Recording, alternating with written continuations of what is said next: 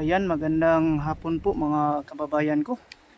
Sinsya na po tayo kasi matagal na po hindi tayo nakapag-upload ng ating videos mga kababayan.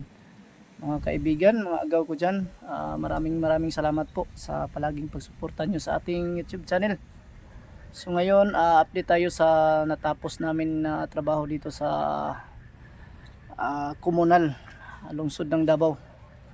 So dito tayo sa project namin na ginagawa. Ito. Ayun, update tayo kasi nagawa kami ng lintel beam ngayon. Pakita natin yung antibay ng ginagawa naming pundasyon kasi medyo naka-elevate yung area natin, kaya kailangan nating pagtibayin yung ano natin, yung parang wall, yung wall natin para hindi bumigay pag magtatambak na tayo ng lupa. So let's go, papakita natin mga kababayan. Ayan. So ayan po, kita namin yung lintel beam namin kasi bali ginagawa natin dyan is ano yan, tatlong beam yan sa ilalim, dyan sa ilalim banda, dyan sa ilalim may isang beam dyan, yan o, isang beam, tapos dyan, tapos dito sa bandang taas, yan, bali tatlong beam yan kasi nakasloping yung area natin mga.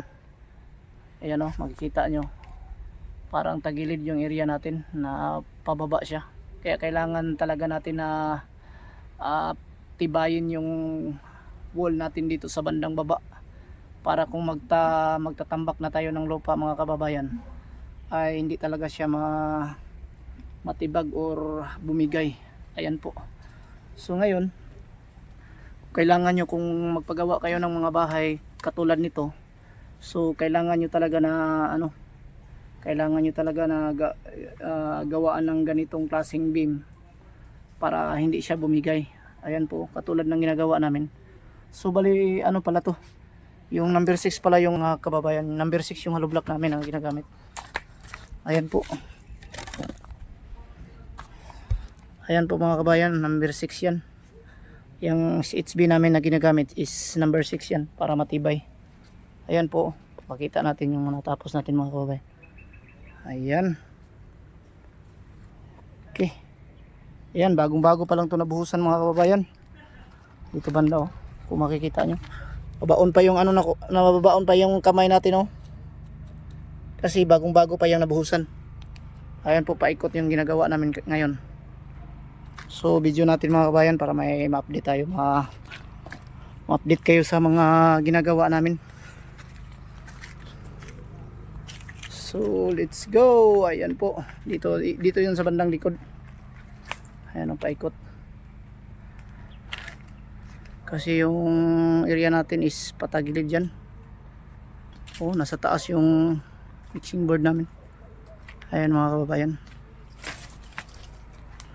So bali po, ang gagawin pala namin dito yung mga kababayan is function hall to. Project namin, architect namin. Ayan. So bali tayo ang nagdala ng tauhan dito mga kababayan. Tayo ang foreman dito. Ayan po. So ikutin natin. Ikot. Ayan po. Ayan o, nagagawa namin ng beam. Ayan. So napakatibay na yan mga kababayan, mga kaibigan oh. Paikot. Ayan, dito yun banda sa likuran. Ayan oh.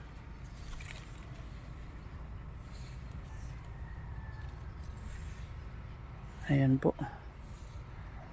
So ayan, kailangan pa natin ng maraming tubo para iangat natin yung mga ibang poste mga kababayan. Kasi kulang tayo sa tubo, inintay pa natin yung darating yung mga tubo natin. At saka yun, ito yung preparasyon namin para matibay siya. Ayan. Kasi malalim kasi yung tambak dito mga kababayan, mga idol ko. So ngayon, ayan po. Bukas naman mga kababayan, mga idol, at asintada naman tayo. To be continuous tayo sa pag block dyan man na sa baba. Yan. So mga kababayan, maraming pong salamat po sa palagi niyong pagsubaybay sa ating YouTube channel. Sana po ay hindi kayo nagsawang mapanood ang ating mga videos, mga latest nating ginagawa. Kung may mga comment kayo part sa trabaho ng ginagawa nyo, kung hindi nyo alam yung mga ginagawa nyo, pwede kayo mag-comment dito para at least makatulong tayo, magabayan yung mga ginagawa nyo mga kababayan. Maraming salamat po sa palaging pagsusubaybay nyo.